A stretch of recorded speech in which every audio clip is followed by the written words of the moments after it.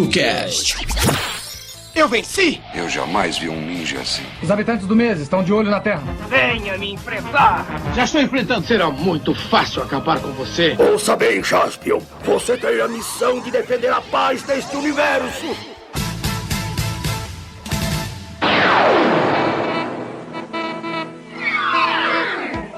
Jovens corajosos surgem para combater os crimes que afligem o mundo e para salvar a vida e os corações perdidos dos homens. Pertencem à super equipe de resgate Soul Brain. Há tanto perigo em todo lugar. Distribuição de Cara Filmes. Só você pode nos salvar. Numa distribuição tokusatsu.com.br, o fantástico, ou não, TokuCast está no ar. Eu sou o Gil e, outra vez, o sol brilhou, Kuroda. É verdade. Ô musiquinha que pega, né? Eu tava ouvindo outro dia essa música e eu assim, né? Na minha dislexia, caramba, eu sei que é de Soul Brain, só que eu nunca lembro se é abertura ou encerramento. Eu vou e ouço as duas, só pra ter certeza. E quando eu tô muito feliz porque não é média, não é mentira, eu posso provar isso inclusive, que eu tenho meu filho pra provar, que as músicas do Soul Brain são as minhas preferidas, as versões nacionais, né, das séries Tokusatsu. Então quer dizer, o que falar sobre hoje, né, porque hoje nós trouxemos um cara que vai contar um pouquinho sobre o trabalho dele, sobre a vida dele e um pouquinho sobre esse período aí em que Soul Brain fez parte da vida dele também, né. Que honra termos aqui com a gente, senhoras e senhores, diretamente, eu vou gastar tudo em inglês que eu não tenho, diretamente de Salt Lake City, no estado de Utah, eu acho que é isso, se não for agora já era, temos o vocalista do projeto Yuyu 20, Luigi Carneiro, seja bem-vindo. Opa, obrigado, muito obrigado Gil, muito obrigado Kuroda, muito obrigado Dani, é um prazer estar aqui, teu inglês foi perfeito. Nada a se reparar, mas é uma honra poder estar aqui com vocês, falando com vocês, muito legal. E o Luigi já adiantou, temos também aqui participando com a gente, ele, a nossa borboleta irradiada pela luz, ele campeão invicto do concurso de camiseta de Tokusatsu molhada, agora chegando aí no verão, tá começando o verão em Tsukuba já, Dani, como está o preparativo para o concurso aí no Japão? Já estamos entrando no verão, né? Aí no Brasil vai entrar no inverno. Aqui já é verão. É verdade. E tá muito bem. E eu vou poder cantar Soul Brain todo dia. Outra vez o sol brilhou. O sol brilhou. Porque eu gosto de verão. Dani, e assim, eu gostaria que você torcesse muito aos seus orixás aí em Tsukuba, porque soltando um spoiler aqui nessa gravação, talvez a cidade de Tsukuba esteja mais perto da gente do que você imagina e as pessoas que estão ouvindo aqui, mas isso a gente só vai contar mais pra frente aí nas próximas semanas. Tudo bem. Só vai descobrir também quem foram Anime Friends também. É verdade? É verdade.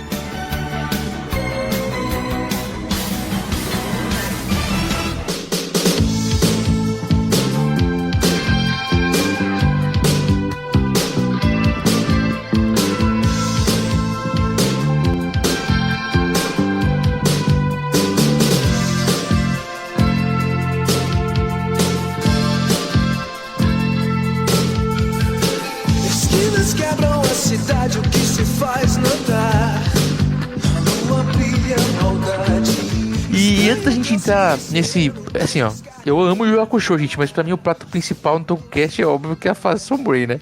Mas é claro que a gente vai falar também do projeto Yu.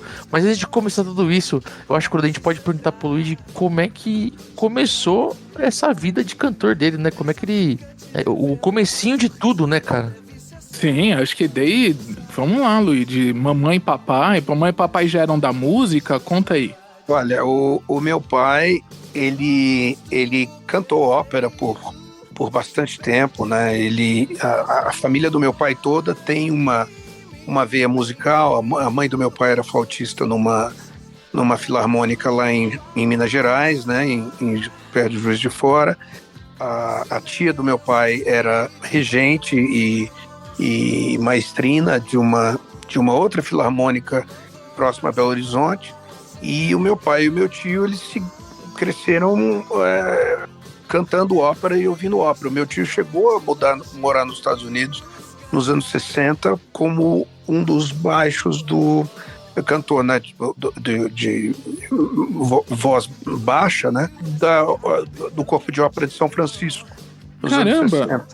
Então, assim, eu cresci, e a família da minha mãe também, mas assim, na família da minha mãe ninguém tocava, mas era um ambiente de ópera, porque meu avô era italiano e tudo, então era um ambiente de ópera e de música clássica constante na minha casa.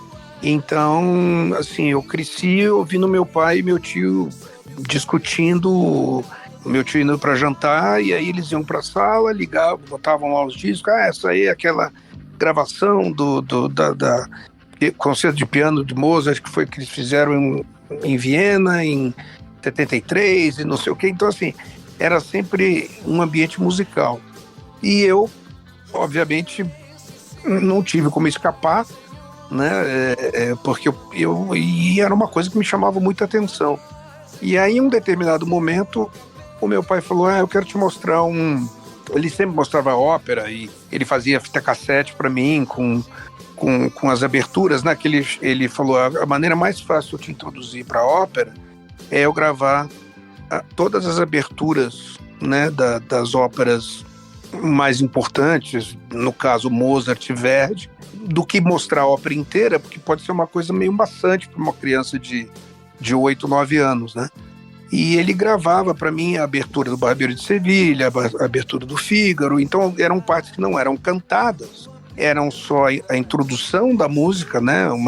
Quase que uma menção aos temas da música, da ópera em si. E aquilo foi criando interesse. E meu pai, um determinado dia, falou, eu quero te mostrar uma coisa. Eu achei que ele ia mostrar outra ópera, outra música clássica. E ele mostrou o disco dos Beatles, que era uma coletânea dos Beatles, que era o álbum vermelho e o álbum azul, né? Eram quatro LPs, na verdade. E tinha toda uma certa antologia dos Beatles. E a primeira vez que eu ouvi aquilo, eu falei, é isso aí que eu quero fazer, né? Então, porque aquilo de uma certa maneira era mais acessível para mim do que chegasse um cantor de ópera. Então, no decorrer do tempo, eu sempre associei, quando eu estou dirigindo, eu ponho música clássica, e quando eu estou fazendo alguma coisa, a música clássica é sempre o meu caminho de apaziguar os espíritos, assim, entendeu? E ao mesmo tempo me remete àquele tempo que eu ia muito ao Teatro Municipal de São Paulo com meu pai durante as temporadas de ópera. Todo domingo tinha uma ópera durante um período de 3, 4 meses. Então a gente ia, assistia ópera no Teatro Municipal, aí a gente saía dali, ia comer um bife no Vieira, e que era um bife frito espetacular, que eu não sei se ainda existe, mas foi um período milagroso, assim, para mim. E aquilo eu fui crescendo, ouvindo música, e comecei a gravar minha voz em gravador de cassete quando eu tinha mais ou menos uns 5, 6 anos de idade. Uma ocasião, eu gravei, acho que eu tinha 4 anos, a minha mãe me gravou cantando. Aí, no ano seguinte, eu pensei, hoje eu tô cantando melhor do que eu cantava no passado, então vou gravar aquelas músicas que eu gravei ano passado, vou gravar de novo, só que eu gravei na mesma fita. Então eu apaguei o meu registro de quando eu era menor, né? Eu gravei aí com 6 anos, eu apaguei tudo. E fui lá, eu achei, minha mãe vai achar o máximo, eu evoluí pra caramba. Minha mãe ficou muito pau da vida comigo, porque eu não quero a sua voz de agora, eu queria a sua voz de antes. Mas naquilo tava a minha busca em querer, agora eu tô melhor, eu tenho que continuar melhorando, E aí fui, né, com 12, 13 anos, comecei a ter amigos na escola em que a gente montava um grupinho, pra gente ficar tocando e tal. E aí, até que quando eu tinha 14, foi quando o Marcelo Lima entrou na escola que eu frequentava, que é o Magno, né, Escola Integrada. E aí, um dia eu estava fazendo umas guitarras imaginárias, né, aquelas guitarras que o Jack Black faz nos filmes dele, né? Aí eu entrei na sala de aula e o Marcelo tava lá na sala. E ele falou, puta, cara, você toca? Eu falei, não toco. Eu gosto de cantar, mas eu não sei tocar. Eu falei, eu sei tocar, vamos tocar junto. E aí ali começou, né? A primeira formação foi ali com o Marcelo Lima, e com o passar do tempo a gente foi aprimorando algumas coisas. Eu montei, aí depois eu tive o Alderan, né? Que foi a minha banda que teve o maior, vamos dizer assim, sucesso, né? Alderan é referência total a Star Wars, né? Com certeza, o guitarrista do Alderan, que é o Cello, que é uma pessoa que eu me relaciono até hoje, aliás, todos os Alderans, mas o Cello, ele é o fundador da banda com o irmão dele, e o Cello é absolutamente fascinado com Star Wars. Ele hoje mora em Vancouver, no Canadá, ele é diretor de cinema, diretor de animação, e toda a referência dele sempre foi Star Wars e George Lucas, né? Eu lembro que o Alderan chegou a aparecer também em vários programas, né? Ali no final dos anos 80, começo dos anos 90, né? Isso, a gente fez muito Serginho Groisman, fizemos muito Angélica, Mariane.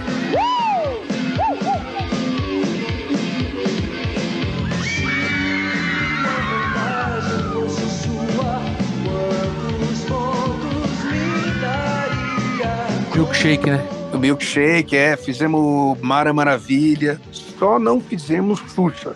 Teve várias situações de a gente fazer o show da Xuxa, mas acabou que por uma série de desencontros acabou não acontecendo. E eu frequentava muito a TV Manchete naquela época, né? Sem saber pelo programa da Angélica que a gente ia tocar lá, sem saber que tempos depois a Manchete ia ser tão fundamental, né?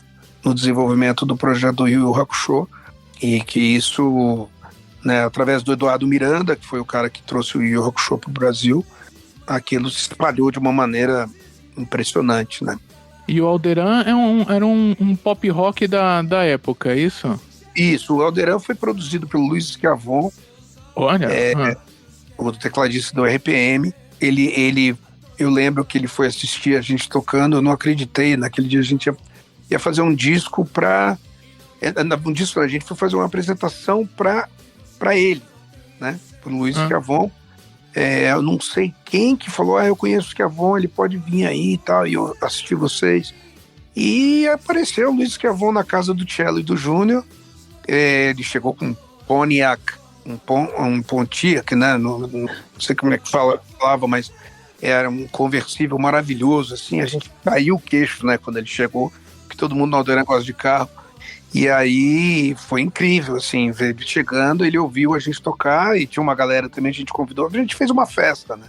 E aí ele falou, eu quero assinar com vocês, eu quero gravar vocês. A gente foi pro estúdio dele, e aí ele produziu o disco, e infelizmente, na época, assim, entre as gravadoras que haviam possibilidade da gente assinar, era uma época já de declínio do rock brasileiro, né, o que é uma coisa muito triste, né, porque o Brasil ele sempre foi muito segmentado. Tinha que ter a época do forró, a época do axé, a época do rock, a época do... né, então, assim, infelizmente você não tinha um mercado que... O mercado você tinha, as gravadoras, na verdade, não tinham uma visão de investir nos nichos independente das modas, né?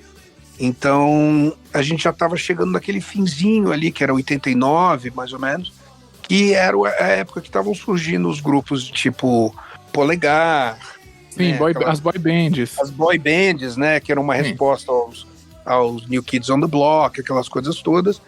E, tirando o sarro aqui do Hans, o Hans era um maroto também, né? Que ele era um dos meninos da Mara Maravilha, né? E o Ranzé, que é o meu parceiro no Yu Yu 20, o mestre dos teclados, como eu chamo, né, o mago dos teclados.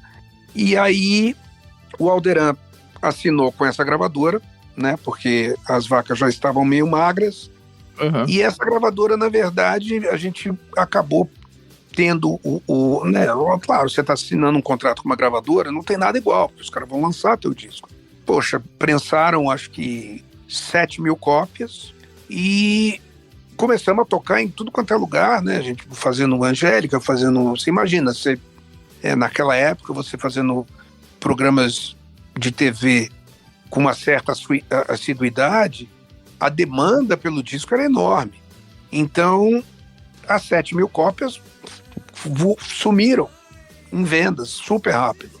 Só que a demanda era muito, muito grande no Nordeste, muito grande no Sul, só que a distribuição era inexistente, porque era uma gravadora, na verdade, foi criada por um cara para ser usada como, eu esqueci como é que fala em português, mas tipo para gerar perdas, para diminuir o impacto de imposto de renda no cara. Tá. A gravadora era, como a gente fala aqui, como se fosse um laranja a gravadora. Exato. Então, assim, de uma hora para outra, a gente foi na gravadora um dia, porque eles tinham feito fita cassete. Chegamos lá, estava tudo aberto. Era uma gravadora que ficava no mesmo prédio de uma escola de inglês ou uma agência de informática, um negócio assim. E a gente entrou lá e estava tudo aberto. E assim, os computadores eram todos, não tinha nada nos computadores, era tudo só a casca do computador. E as nossas fitas espalhadas pelo chão, de outros artistas também. E era tudo um lance de fachada, sabe? Sim. E aí acabou que o disco, quem tinha, quem não tinha, não teve acesso, né? Complexo, é. Então foi uma coisa bem difícil, assim. E eu, na época, eu fiquei tão desapontado com o processo que eu falei, eu vou parar com música. Só que na época, porque eu tinha trabalhado com o Schiavon, no estúdio dele, ele falou, cara, você quer fazer publicidade comigo, né? E eu comecei a gravar muito comercial de televisão e de rádio.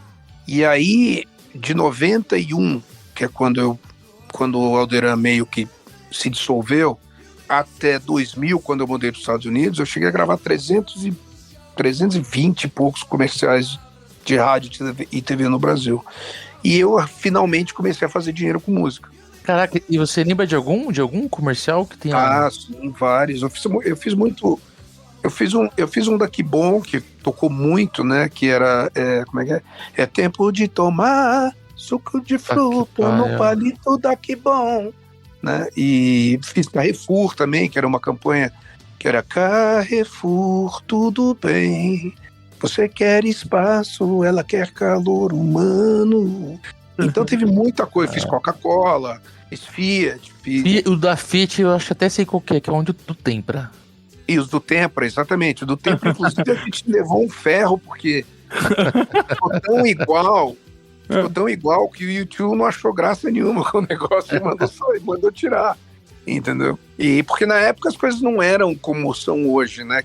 Aonde eu moro ainda acontecem essas coisas, porque assim, como é tudo muito regionalizado, então vamos dizer, a agência de carro da cidade tal vai e pega e faz uma música igualzinha a uma música, sei lá,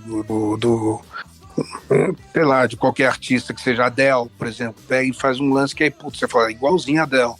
Uhum. E aí, como é uma coisa regionalizada, não entra no âmbito nacional e não é mais ou menos como era antigamente aí no Brasil, como era no Brasil. Hoje em dia, se você fizer alguma coisa, vai pra internet e aí imediatamente os caras têm os sensores lá, e, por exemplo, a gente acabou de lançar um documentário dirigido pela Arlene Constance, do Yu 20, e uma das músicas que está incluída no documentário é uma música minha chamada Photograph. A minha gravadora, no Canadá, deu um strike, não deu um strike, mas tipo assim, a gente não pode monetizar porque está dizendo que uma música ali é minha e eles me representam, então não pode monetizar. Oh. Então eu vou ter que pedir pros caras, tira fora isso aí, que o negócio é meu.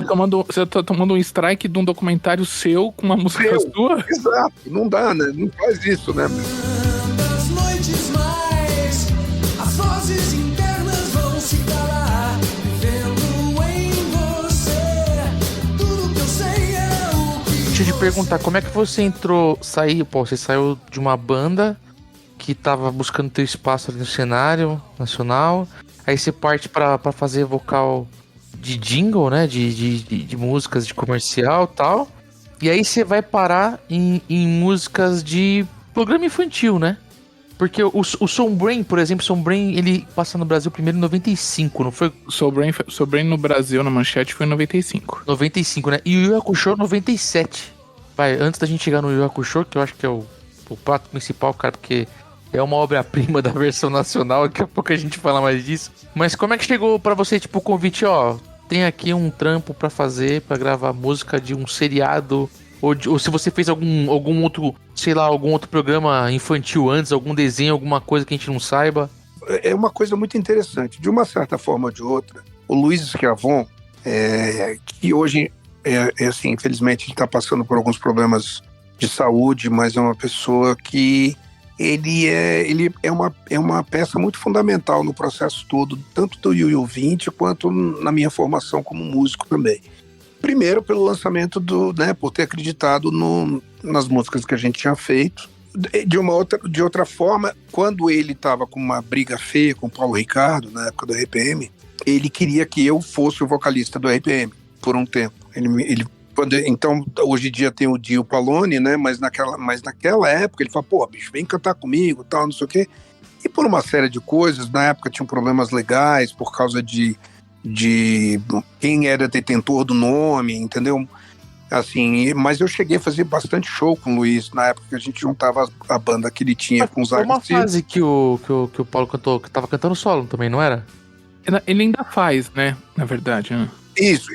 O Paulo, inclusive, eu conheci o Paulo pessoalmente em, se não me engano, 91 ou 92, quando a gente montou um show que era a banda do Schiavon com os Agacilos e o Alderan. E a gente fazia um show que era monumental. Eram 2 baterias, 2 sets de teclados, um baixista só, porque, pelo amor de Deus, mais que um baixista não dá. E o Ricardo Sday também, quando você vê o cara tocar, né, que era o baixista do Alderan, não tem nenhum baixista que vai chegar perto, entendeu? Porque ele é um gênio, na minha opinião. E dois guitarristas, aí no caso era o Cello, que era o guitarrista do Alderan, e o Henrique Lima, que depois foi formar o Virguloides, né, que eu, nessa bomba não ando mais, acharam um bagulho no bagulho. Porra, eu lembro. Ele era um ele na verdade ele era guitarrista de uma banda que eu tinha antes do Alderan, que chamava Zeus. E é uma pessoa maravilhosa, um cara que eu amo profundamente. Então, o Paulo foi assistir esse show quando eles estavam meio que reatando, assim, né, voltando num clima mais normal. E foi muito legal, porque eu adorava o Paulo, né? Eu sempre fui fã do RPM crescendo, né? E ele foi lá no bastidor e falou, pô, cara, legal pra caramba, Bia. Cantou muito. Falei, pô, obrigado. Né? Foi aquele puta lisonjeio, né? E por esse fato do Schiavon ter me colocado pra cantar jingle, eu comecei a ter uma exposição no mercado e eu falei, poxa, eu acho que eu vou pegar as fitas que eu tenho dos comerciais que eu gravei e eu vou descobrir aonde tem estúdio de gravação e vou deixar a fita com os caras. E aí fui deixando em vários estúdios em São Paulo e eu tive muito retorno. Muita gente começou a me chamar, sobretudo uma produtora chamada Play It Again, que existe até hoje, é uma produtora fantástica. E uma das outras produtoras, eu gravei com oh meu Deus, eu esqueci, ele escreveu todos os temas do Castelo Rá-Tim-Bum, não sei se era Ziskind, eu esqueci o nome dele, mas assim, eu gravei no estúdio dele, gravei na Cartan também, que era um estúdio fantástico de publicidade em São Paulo. E aí um dos estúdios que eu gravava chamava-se Trama. E a Trama eu gravei comercial para Toyota, para o Hilux, gravei comercial para Estrela, né, de criança, né, de coisas de criança. E aí eu não me recordo do nome, era um marido e uma mulher, né, marido e mulher, eles eram donos dessa produtora Trama, e ela me ligou uma vez e ela falou, escuta, eu tenho um comercial, eu tenho uma música para você cantar. Eu falei, música ou comercial? Eu falei, não, uma música.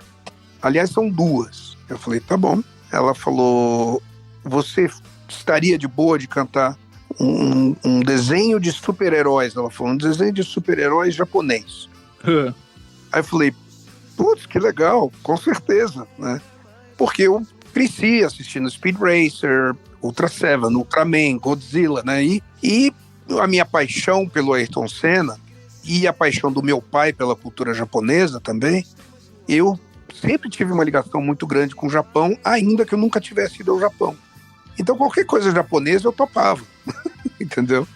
Além do que eu era apaixonado por uma menina na minha escola que era japonesa, mas ela não me dava bola de jeito nenhum. Oh, meu Deus. Anormal.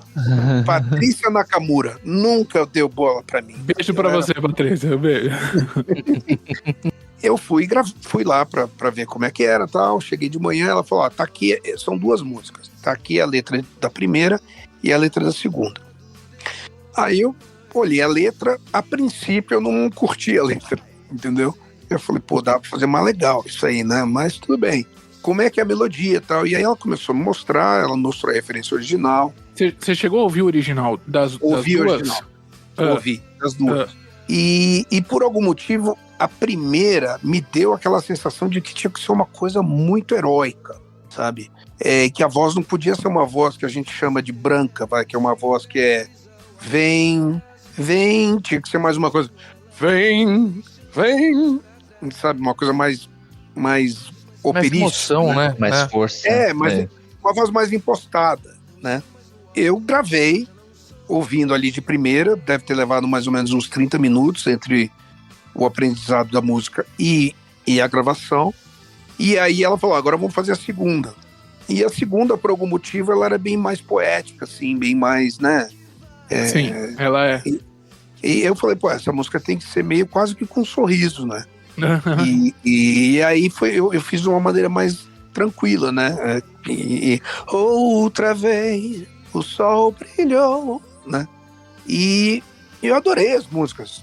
O encerramento, sobretudo, não saía da minha cabeça por semanas. Não sai da nossa hoje. Não sai da nossa quase 30 anos aí, cara. E aí eu falei, meu, que espetáculo isso, né? E eu comecei a me interessar. Qual que era esse segmento, né? Que cantava músicas de tokusatsu e música de anime, né?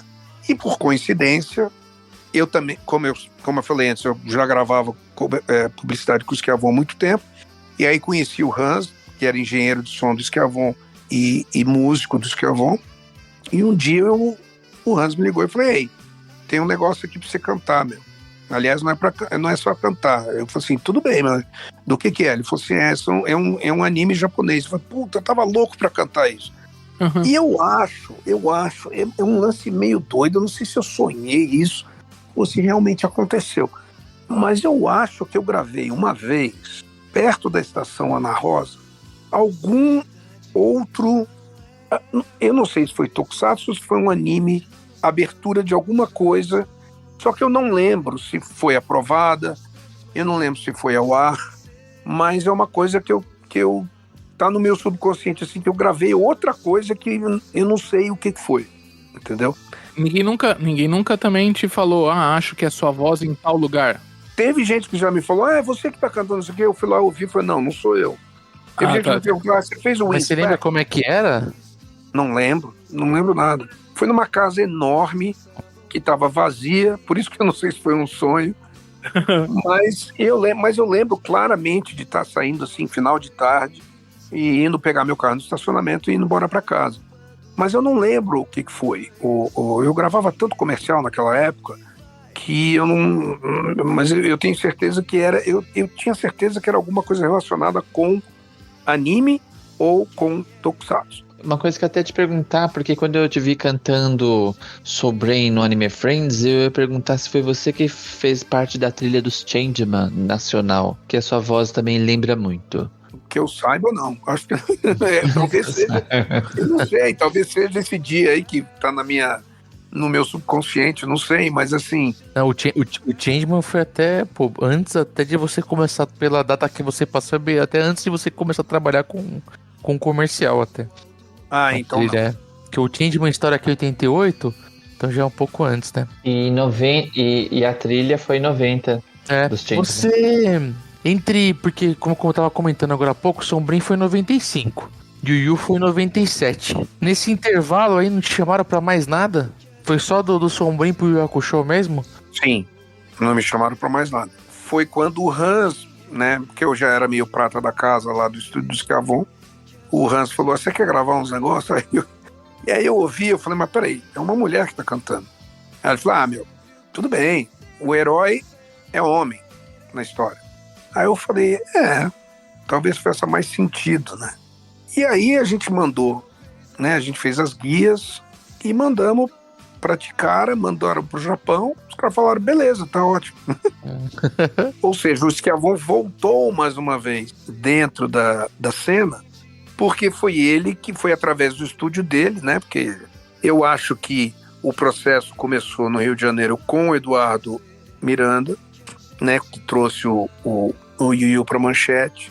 Aí, assim, através da Ticara, e a Ticara, por algum motivo que eu não sei qual entrou em contato com o estúdio do Schiavone, e o Schiavone resolveu deixar na mão do Hans para produzir, né? Que o Schiavone estava trabalhando com as coisas de novela da Globo, tipo, era o Rei do Gado naquela época, né? Se não me engano, Terra Nostra, aquelas coisas todas. Então ele estava ocupado e ele ficava trabalhando no estúdio A. E aí quando chegava de madrugada, tipo a partir das 9 da noite, ele liberava o estúdio, e aí eu e o Hans, a gente ia lá até as 4 da manhã, 5 da manhã, trabalhando nas coisas do Yu.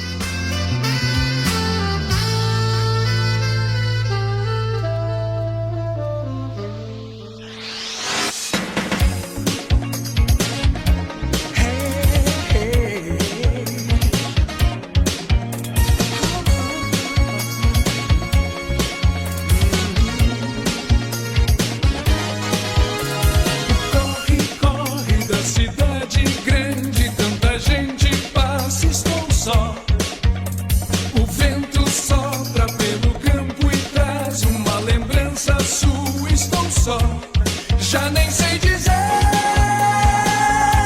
qual destes lugares me dói mais, mas sem me decidir, porque cresci, sou forte, estou pronto a lutar. Quando eu comecei a ter acesso à trilha original de Yu Hakusho, quando eu ouvi a Matsuki Mawatari a primeira vez, eu tive muita dificuldade. Normalmente é o contrário, né? Normalmente a gente que curte anime tokusatsu, pra ouvir uma versão nacional, a gente às vezes demora a se acostumar, né? Nós às vezes... No caso do Yu Hakusho, é um fenômeno à parte. Eu acho que a maioria das pessoas com quem eu já conversei sobre isso, elas têm o mesmo pensamento. O quanto foi difícil ouvir o original depois. De tão bem feito que ficou a trilha nacional de Yu Hakusho. Talvez pelo fato de eu não ter ficado totalmente satisfeito com a letra do Soul Brain. Eu não tô dizendo que é uma letra ruim. Você não mexeu nela, né? Não mexi. Não mexi porque a agência de publicidade, ou uma agência que esteja cuidando de algum projeto, é um trauma, assim, você tentar fazer as coisas sem ter 100% de aprovação. Se você mexe em alguma coisa, muito provavelmente vai ter que voltar para fazer de novo. Então é mais fácil fazer, né, como os caras pediram. É o que tá proposto, né? Entendi. Como tá proposto. Com o Yu Yu Hakusho, quando o Hans mencionou para mim, eu falei assim, escuta, mas vai vir uma letra pronta ou a gente tem a liberdade de criar em cima da referência original? Aí ele falou, posso perguntar. Aí ele falou, porque eu também quero regravar os instrumentos. Eu falei, tá bom. Aí o Hans negociou tudo lá com os caras, né, e o Schiavone. Eles deram carta branca para a gente poder desenvolver da melhor maneira possível. A gente manteve os tons originais, né, das músicas, e aí o Hans regravou tudo com o Eudes de Freitas, que é o baixista, com o Lee Marcucci, com o Ulisses da Hora, que é um baterista fenomenal também. Hoje ele tá tocando com o Juno, o marido da Xuxa, se não me engano. É isso aí. E assim, a gente desenvolveu aquele projeto. As letras, eu tomei um tapa violento, né? Porque você pegava aquela letra que muitas vezes não fazia sentido a métrica, porque assim, às vezes quando eu vou traduzir, eu vou adaptar, na verdade, as músicas, eu fico, mas peraí, essa frase tá falando na estrofe de cima ou já emendou com a estrofe de baixo, sabe? Porque assim, às vezes fala na verdade quer dizer, foi um dia, sabe? Sim. Então para preencher aquela métrica, você tem que mirabolar, né? E eu só tive acesso à versão curta das músicas. O que eu tenho como é que fala? Uma tristeza muito grande hoje em dia, porque eu não ouvi as partes 2 das músicas. E eu fui descobrir a parte 2 das músicas quando eu gravei agora em inglês a Sorriso Contagiante, que é Small Bomb. E a letra da segunda parte, ela é muito mais bonita, o tema dela, do que eu escrevi para as versões que a gente regravou em 2017, 2018. Eu acho que o estúdio, aqui nos Estados Unidos, quando eles fizeram a versão em inglês, eles tiveram acesso à versão completa da música da Matsu. Pra gente, só o que chegou foram os 40 segundos, 30 segundos da abertura. Essa é a música, né? E ali a gente elaborou em cima daquilo. Então, eu gostaria de ter tido as versões completas da Carta, né? Que é Quando o Sol Brilhar Novamente. Inclusive, eu descobri que a gente faz um projeto com a Mônica Veloso, que é muito legal. Ela tem um website chamado Eu Falo Japonês. Então ela pega a música original e ela põe, Luigi, agora nós vamos fazer, e tem que eu veja as coisas, entendeu? Então ela vai lá e põe, aqui é a música em japonês, a tradução literal é essa, vamos comparar com o que você escreveu. Então é muito divertido. E eu fiquei sabendo, eu não sei, acho que a última música que a gente fez, a primeira música que a gente fez foi O Tempo, se não me engano. E eu descobri que a versão original tem uma outra parte, como se fosse uma parte C, que a gente nunca ouviu. E eu fiquei meio triste com isso, porque, eu queria ter feito completo, né? Mas era o que a gente tinha disponível na época, né? As coisas eram bem rudimentares. Você chegou a assistir a série? Você chegou a ter acesso a acompanhar alguma coisa? Tanto do Yu Hakusho quanto do Soul Brain, né? Que é o... Eu assisti um pouco de Soul Brain, muito pouca coisa, né? Mas assim, o Yu, eu acho que eu devo ter assistido uns 4, 5 episódios lá nos anos 90. Só que os horários que passavam coincidiam muito com os momentos que eu estava ou indo gravar ou no trânsito. Em São Paulo, ou você está no trânsito ou você está fazendo alguma coisa. E assim, eu levava 2 horas para ir de um estúdio até o outro. Às vezes, se eu tivesse três gravações no mesmo dia, era um inferno, porque o que é bom de gravar comercial de TV é que você se torna uma pessoa bem flexível, assim. Então você chega lá, tá aqui a música, é isso aqui que vai ser. Você aprende a música, ainda que seja 30 segundos ou 1 minuto, e aí você canta, aí você vai abrir voz, aí você vai fazer coro, aí você vai... Então, ou seja, você tem que ser muito rápido, né, no que você tá fazendo. Mas, assim, eu não tive a oportunidade. Agora, aqui nos Estados Unidos, tem um canal chamado Hulu, que é de online, né, e o Hulu tem o Yu Hakusho, e eu tô assistindo. Voltei a assistir, porque... eu tenho que assistir, né? Eu tenho uma tatuagem do Yu Yu Hakusho no meu braço, eu tenho que pelo menos assistir um negócio todo. Faz parte da sua história, né? Tem que assistir. Sim, assim. O Soul Brain também, viu? O Soul Brain é uma série bem bacana. Bem divertida. Só que aquele negócio também, né? É a série... Essa série é uma série infantil, né? O Yu Hakusho tem uma história muito mais ampla e profunda. Pesada, né? Inclusive, eu tava falando com o Eduardo Miranda hoje, sobre o documentário, né, que a Arlene fez sobre o Yu 20, e ele falou que, né, inclusive na palestra dele, eu acho que o Kuroda estava lá até no Rio. Eu acho um pedaço. Ele falou que ele teve um problema seríssimo, né, porque em determinado momento do Yu Yu Hakusho, aquilo que é conhecido como o símbolo nazista, né, a suástica, na verdade, faz parte da cultura oriental há milênios, né? E foi apropriada pelo Hitler, né? E eu não lembro exatamente qual personagem que tinha uma suástica no chapéu, assim. E imagina, aquilo estava passando na TV Manchete, né? Que era de propriedade dos blocos, e são judeus. Então aquilo foi uma coisa... Ele foi chamado, tira do ar. Ele, não, pelo amor de Deus, não tira do ar, não sei o que, não, tira do ar. Eu falei, não, me dá uma semana, eu vou mudar o negócio. E aí ele foi lá e hoje em dia seria muito mais fácil, né? Você pega no Final Cut Pro, ou você pega no Premiere, vai lá, expande a imagem, ou põe um negócio em cima. E ele teve que fazer frame por frame para tirar a suástica do... Puta que pariu. Porra, mas os caras são complicados, né? Reclamaram da suástica, mas meter lá o Cybercop com um herói chamado Lucifer. Eu tinha amiguinho evangélico que não podia ver Cybercop, Jaspion, porque tinha lá o Satangos, tinha lá o Lucifer, tinha lá o Mantoro do Diabo. O pessoal se pega em algumas coisas que às vezes sabe, faz sentido dentro de uma cultura, né, que não é a nossa, e assume que aquilo é ofensivo, quando na verdade não é ofensivo. A gente vive isso até hoje também, né? E mesmo na cultura japonesa, né, a imagem do Lúcifer tem um significado diferente do que é para quem é cristão. Né? Totalmente, A gente comenta isso aqui de vez em quando, né, sobre essa coisa da religião. Sim, comentamos até no Tocast sobre Cybercop, eu acho. E Luigi, no caso, bom, o cantor original de Sombrain, antes da cantora, né, que veio recentemente pro Brasil, mas o cantor original, o Takayuki Miyauchi, ele veio pro Brasil pela primeira vez em 2005, em um Anime Friends.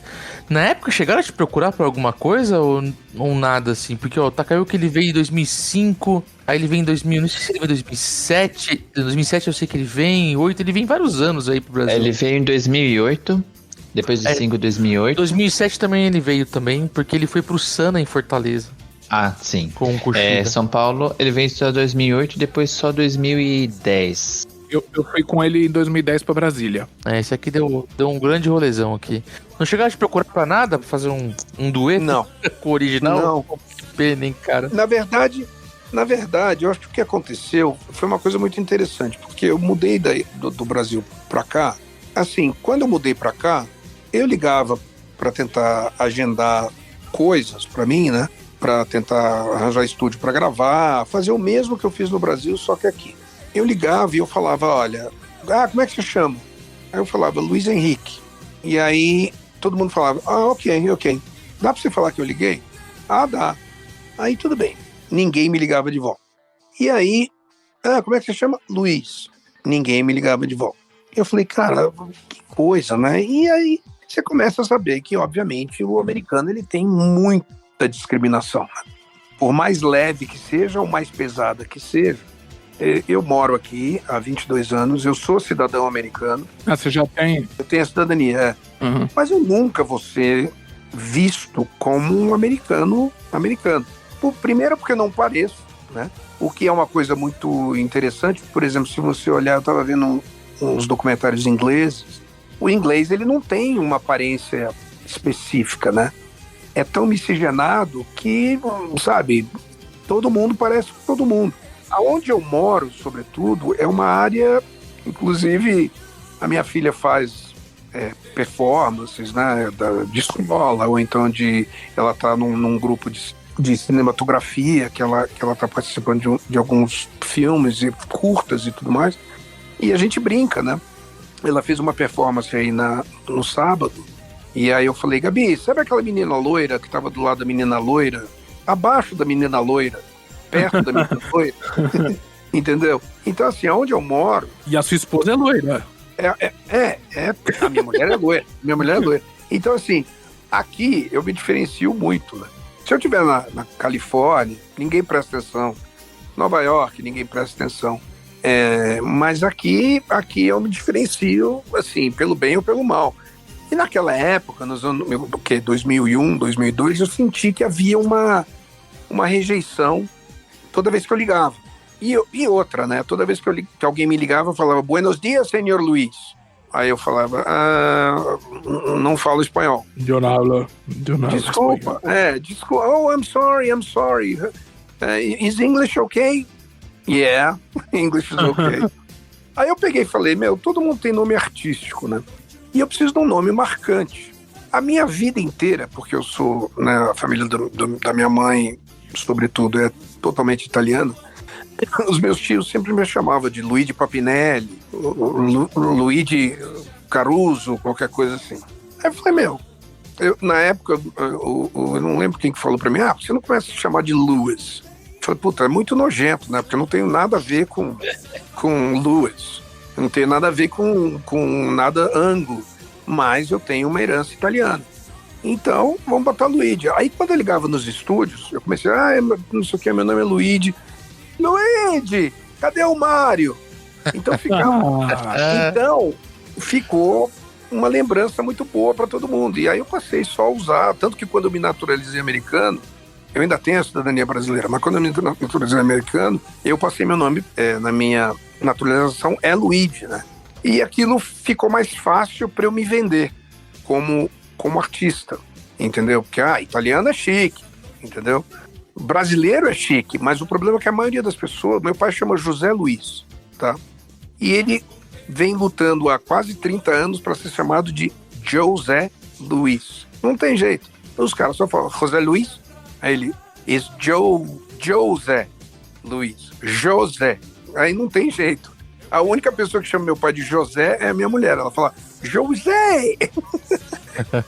E ela é bacana, né? Agora, então, o que aconteceu? Eu mudei pra cá, mudei meu nome, né? E sumi do mapa. Então, em 2004 ou 2005, alguém me falou assim, você tem Orkut? Eu falei, eu não. O que é Orkut?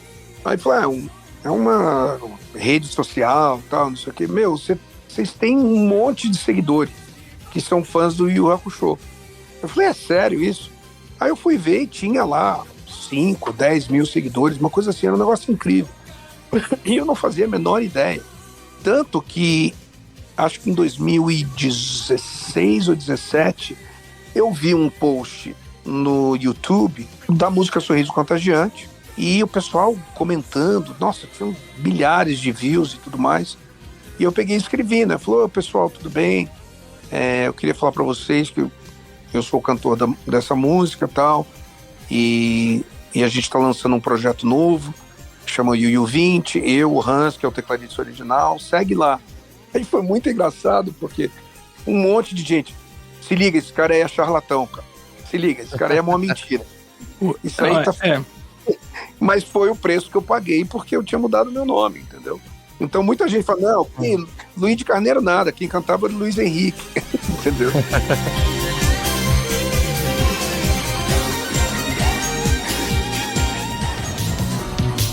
Eu sei que o meu coração agora dói. E como é que vocês decidiram fazer o projeto, trazer de volta isso? Eu acredito ao Hans, porque o Hans é o nosso mentor. Ele é, no fundo, produtor, empresário, desenhista, coreógrafo, tudo, né? Aquela barriguinha linda dele. Cara, quando eu vi no J-Box assim, o anúncio assim, do projeto, eu descobri por lá, minha cabeça explodiu, assim, sabe? Eu falei, pô, caraca! Ele me ligou, acho que foi pouco antes da pandemia. Foi 2019 ou 2018, se não me engano. E na época eu tava assim, eu tinha o meu trabalho, o mesmo trabalho que eu tenho hoje, que é trabalhar eu faço toda a parte de publicidade e marketing para uma rede de churrascarias brasileiras aqui nos Estados Unidos, chama Rodízio Grill, que é de propriedade de um paulista, né, o fundador. Mas na época eu estava viajando muito com meu filho, com o lance dele de automobilismo e tal. Ele é piloto, né, Luigi? Ele é piloto de... ele chegou a ser piloto de Fórmula 3, né? Ele foi campeão de Fórmula 4 na Ásia chinesa. E aí ele foi correr de Fórmula 3 no Japão por um ano e meio, quase 2.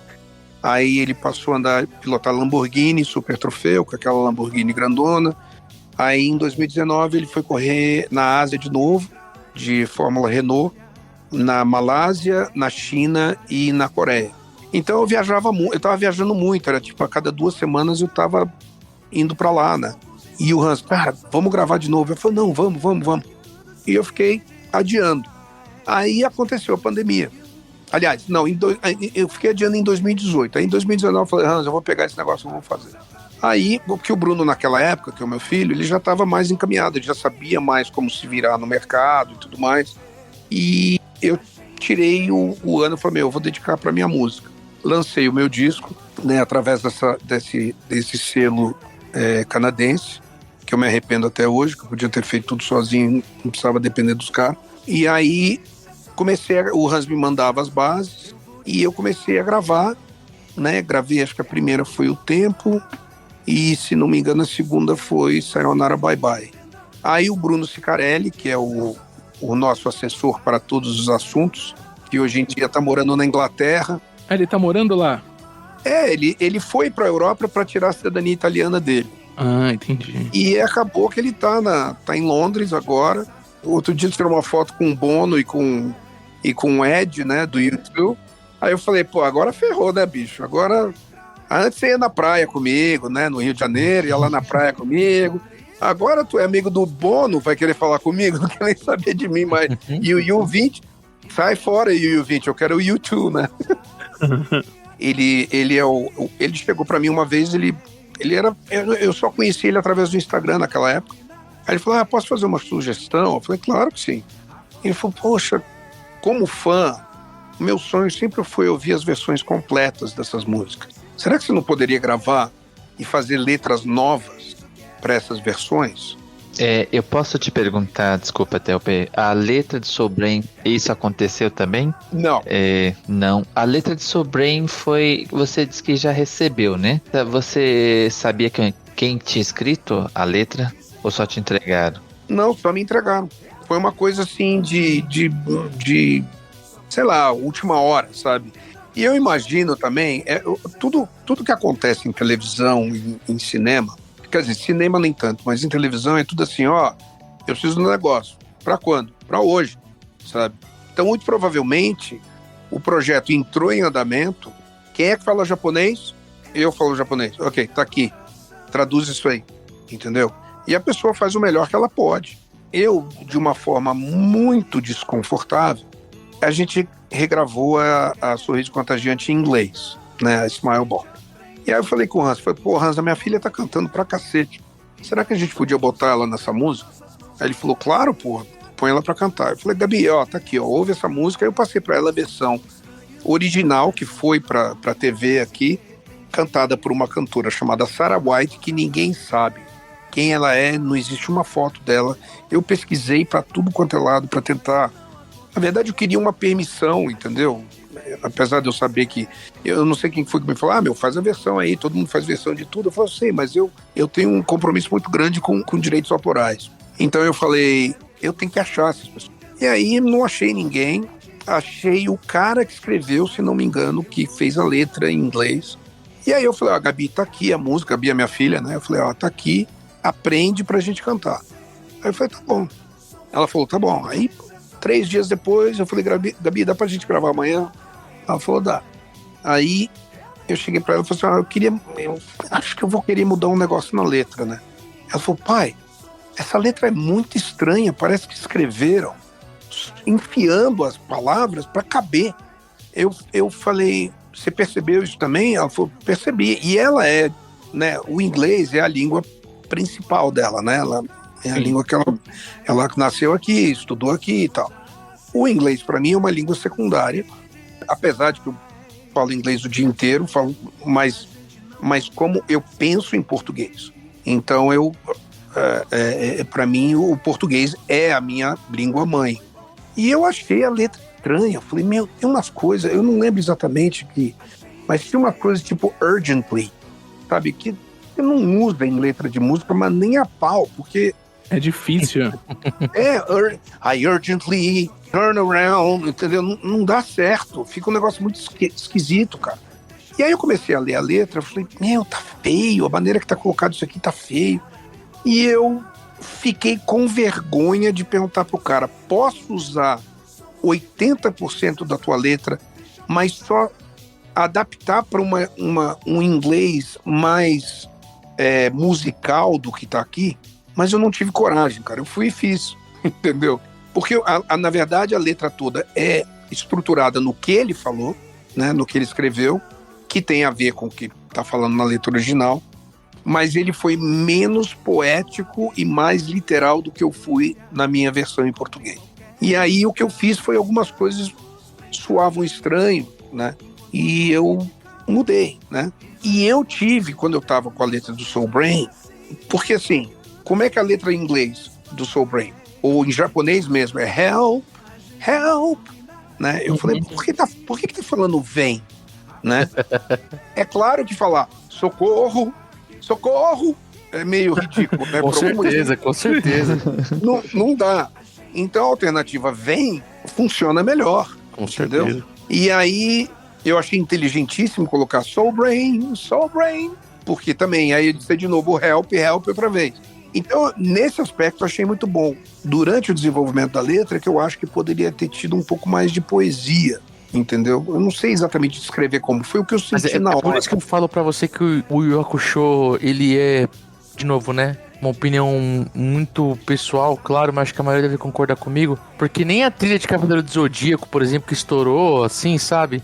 Ou outras trilhas, elas trataram... De novo, pessoal, é uma visão do Gil, né? Uma opinião muito pessoal. Mas trataram a trilha com tanto carinho, porque você vê no Japão isso é um mercado gigantesco. Sim. É um mercado gigantesco. A gente teve a oportunidade de ir em muitos shows aqui no Brasil de cantores do Japão e que leva muito a sério aquela música do programa infantil. Aqui no Brasil, talvez também por causa da parte da cultura americana, né? As trilhas de desenho, de séries, elas são tratadas como algo infantiloide. Vou usar um termo qualquer aqui que nem existe, vai. Esse carinho com a letra que o projeto do Yu Yu Hakusho teve, eu acho que divide muito, assim, sabe? Esse tratamento em relação às trilhas de anime, sabe? Principalmente, né? Eu, inclusive, anos depois, quando o Hans falou, vamos regravar? Eu falei, vamos. Aí eu fui lá no letras.com.br, sei lá onde é que eu fui, pra procurar as letras originais, porque eu não lembrava. Aliás, o que eu mais faço é esquecer as letras quando eu tô fazendo show. O Kuroda sabe muito bem disso, já testemunhou várias vezes. Eu fui pesquisar as letras, né, que eu tinha escrito, pra trazer de volta. E aí eu vi, não sei quando que eu vi uma versão que, assim, então era o espelho se quebra e te reflete, só vejo tristeza nos teus olhos. Aí a volta, alguém escreveu a letra diferente, né? Não sei quem. E aí rolava mano, você tem que me ligar, a barra tá pesada para o meu lugar. Um negócio assim, eu falei, cara, não. Isso não, assim, não teria nem como uma jive japonesa, sabe? É uma coisa que seria muito casual para Yu Yu Hakusho. Eu acho que para outros desenhos, outros animes, por exemplo, como Jujutsu Kaisen, é uma coisa muito mais, né, muito mais sacada, mais jovial e tudo mais. O Yu Yu, naquela época, o jovial era uma coisa mais, não pomposa, mas uma coisa mais poética mesmo, né? Então eu falei, cara, não, deixa eu escrever mesmo, vou reescrever as letras. E eu não reescrevi as segundas partes baseado nas versões completas, porque eu não sabia aonde encontrar. E aí, o que eu fiz? Eu fiz baseada no que dizia a minha letra no começo, né? Então, o Sorriso Contagiante é uma adaptação ao que eu adaptei da primeira parte do que foi ao ar. E a Carta, por exemplo, que é quase uma religião para mim, aquela música, que é, né, essa carta que um dia eu escrevi, chegar em suas mãos, não abra igual. Eu fiz a segunda parte, que eu acho até mais legal do que a original, que eu tinha escrito, também naquele mesmo contexto poético. Então, assim, eu sempre tratei, aliás, tudo que eu faço, eu trato com um certo nível de obsessão para fazer o mais perfeito que eu possa. O perfeito não existe, mas o mais perfeito que eu possa fazer. E é assim que eu sempre encarei, eu acho que talvez... E na época eu pensei, cara, essas músicas têm muito a ver com o que a gente vive aqui.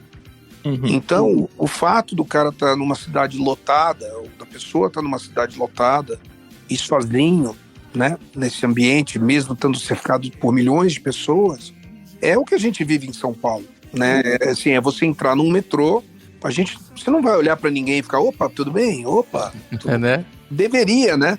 Seria o ideal. Mas não é o que a gente faz. A gente senta e a gente tem aquele espaço definido que é invisível, mas é aquele espaço. Entendeu? Luiz, deixa eu contar uma coisa. O meu filho, eu comecei a rever o Yu Yu Hakusho em 2020, no começo da pandemia, né? Inclusive, por causa da pandemia, eu revi Cavaleiro do Zodíaco, revi Yu Yu Hakusho. Tokusatsu não preciso nem falar que eu vejo e revejo, porque é minha rotina. Já vê pra sempre, né? Ver e rever pra sempre, né?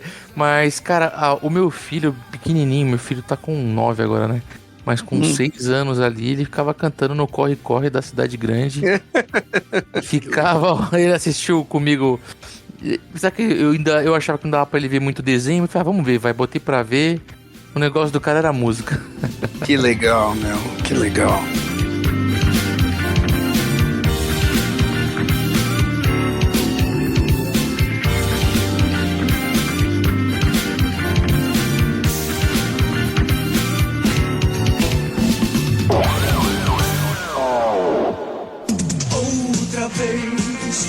O sol brilhou, as crianças vão brincar e a esperança renasceu. Luigi, a gente queria te agradecer. Já acabou? Por estar aqui. A gente tá agora, oficialmente, a gente vai ter que ter uma parte 2 em algum momento, porque a gente precisa ainda contar. A gente ainda vai trazer o Hans aqui um dia. Claro. Pra pegar o lado dele da história e depois juntar vocês, porque tem uma parte que é o recente, né? É quando tem muita coisa que a gente ainda precisa falar numa próxima gravação, que é a parte do Catarse, que são os shows de volta. Mas antes da gente... O Anime Friends, que é... Antes da gente encerrar... Transformou a gente, né? O Anime Friends é fundamental, né? E você sabe que assim, inclusive eu tava no último show, no show que teve de vocês, eu tava no espaço, o espaço tava longe do palco, né? Então, e como eu cuido do espaço Tokusatsu, eu não pude até lá acompanhar o show. Na hora você cantou Sombrin. Cantei. Na hora que você cantou Sombrin, eu falei assim, não sei se foi pro Dani, cuida aí, agora dá licença, sai correndo. Aqui vou ter que ouvir, segura aí, cara, e sai correndo pra poder pegar esse pedaço. E eu gravei, acho que no Rio. Não, eu gravei no Rio. Gravou no Rio, a gente colocou na nossa rede social. Eu postei na rede social na hora, e acho que foi no ensaio. Eu falei, não, eu vou filmar. Porque é raro, né? Essas primeiras gravações dessa música ao vivo. Eu falei, não, eu preciso guardar isso comigo. Não, a gente sacaneia os amigos, né? Vocês estão aí por causa de Yu Hakusho? A gente tá aqui por causa do Sombrin, cara. Sombrin, Não, mas... É verdade. Mas pra mim foi uma honra quando eu pude conhecer oficialmente o Hans e o Luigi no F do ano passado e estive também numa mesma palestra com a Matsuko Mawatari pra falar das músicas de Yu Hakusho. Foi muito legal. Eu me emocionei porque as músicas de Yu também são muito importantes pra mim. Mas eu queria de novo te agradecer, lembrar a galera que o Yu 20 estará no Anime Friends 20 anos, né? Que vocês estão ouvindo, venham conhecer esse show, vão lá, assistam. O Luigi e o Hans vão estar lá com o pessoal tocando. Vai ter meet para quem quiser participar, para tirar foto. O Hans disse que vai até tentar levar alguns discos para vender desse projeto do Catarse, né? Eu ganhei o meu, e se tudo der certo, vou autografar, vou pegar meus autógrafos no Anime Friends. Claro. Mas eu queria agradecer novamente. Muito obrigado mesmo por todo esse trabalho, por tudo que você faz e fez com essa molecada aí de quase 40 anos que somos nós. Muito obrigado e queria que você só fizesse de novo esse convite aí pra galera. Mas do Catarse eu vou deixar o link aqui do post do Tokocast pra galera ir lá dar uma olhadinha no que é pra... Agora não tem nenhum projeto, né? Agora vocês têm... Porque tem o Anime Friends e no final de julho tem um show que vocês vão anunciar melhor em breve, é isso, né? A gente tem planos, né, de fazer um evento para gravação de um DVD, mas assim, o objetivo agora tem 2 músicas inéditas inéditas pra gente, que a gente nunca gravou, do Yu. São 2 músicas que eu já tô, inclusive o Lucas Araújo, junto com o Ricardo Cruz, que é um cara que eu adoro, assim, eu considero ele um ídolo para mim, porque o talento tanto do Lucas quanto do Ricardo é uma coisa impressionante. Eu tenho que escrever letra e, na verdade, aprender a melodia dessas 2 músicas, escrever as letras, e eu quero fazer mais para o lançamento do álbum novo que a gente vai soltar, que chama Remixes e Faixas Raras, que tem gravações antiquíssimas também, que o Hans foi descobrindo. Tem as versões novas do Sorriso Contagiante, né, que é o Smile Bomb em inglês. E eu quero fazer as versões também do Loop Infinito e da abertura e encerramento de Jujutsu Kaisen. Eu quero fazer em inglês também. Assim, e se der, Silhueta também do Naruto, né? Eu adorei cantar aquela música, a música ficou maravilhosa. E esse é o plano, né? Contando os minutos, assim, pro Anime Friends. Amo participar do Anime Friends. Toda vez que eu volto do Anime Friends, eu volto chorando pra caramba no avião, porque é muita emoção, é muito carinho, assim, o Juliano, o pessoal da Maru, todo mundo, né, o próprio Kuroda, né, que virou um irmãozinho pra gente também, a Bruninha, tudo, então são pessoas que fazem parte do nosso coração demais, assim. E ó, pra vocês, não só em show, mas eu falei que eu vou deixar o link do Catarse, galera. É um projeto que já se encerrou, mas eu queria que todo mundo visse o quão foda foi. Verdade. Essa parceria de vocês com o J-Box também, tudo quão foda foi. E, cara, assim, tem que ter mais, de novo, tá? Acho que o que vocês fizeram, o que vocês estão fazendo é tratar com carinho nós que somos fãs, assim, sabe? Por muito tempo, eu já contei essa história aqui, sabe? Eu cantava os temas dos meus desenhos, das minhas séries preferidas, sozinho.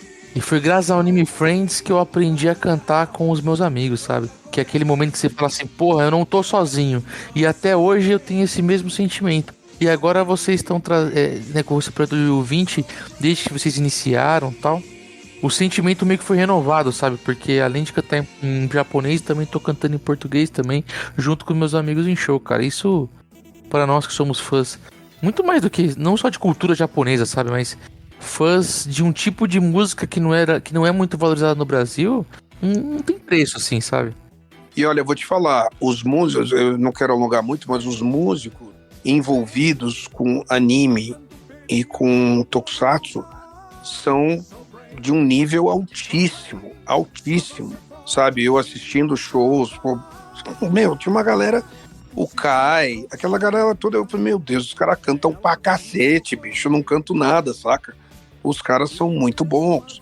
E é uma coisa impressionante você assistir os shows no Anime Friends, que você vê a qualidade, a musicalidade e a dedicação, a paixão que o pessoal tem em fazer as coisas. Então, assim, eu e o Hans, a gente geralmente leva um mês e meio trabalhando numa música e só, aumenta esse teclado aqui, 1 dB, só pra pintar um pouco mais.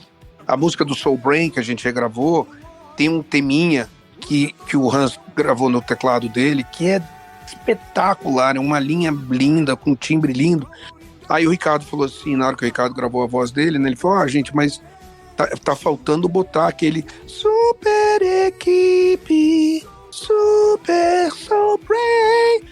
Aí eu falei, sério, tem que botar isso mesmo, cara? Não vai não, vai esconder o tecladinho do Hans, bicho. É verdade. Mas aí tivemos que botar, né, faz parte da música, tem que botar, né.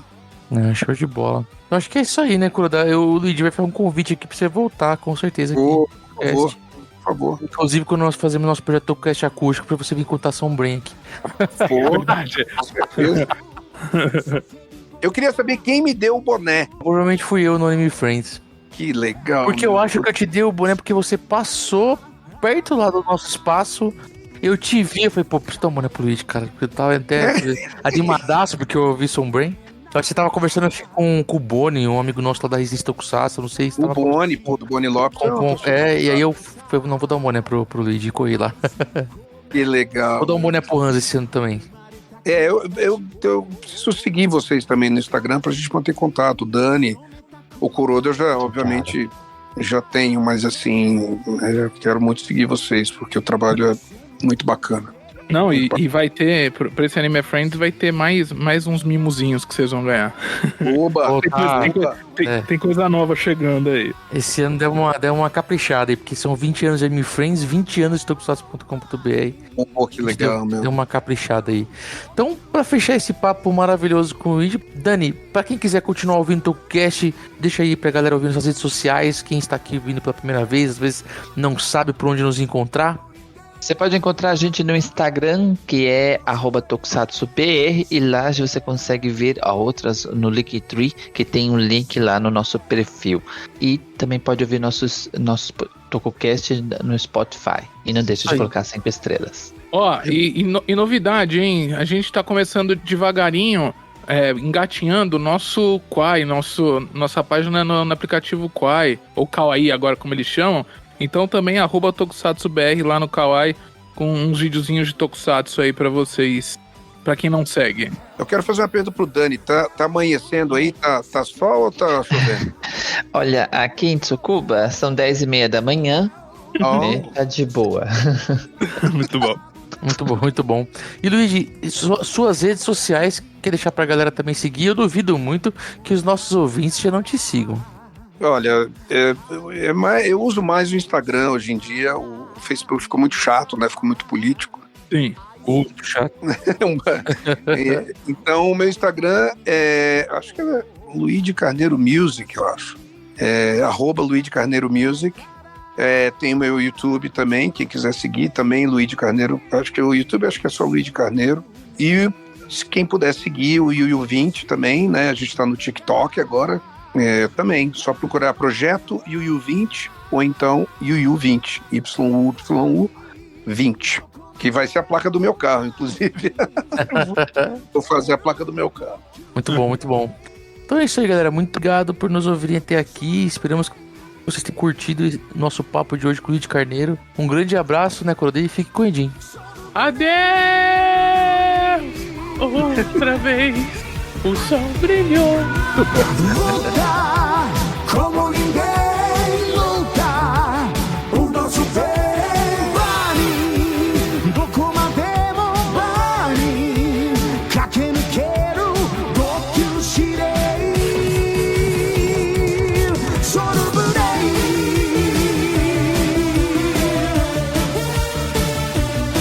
So brave.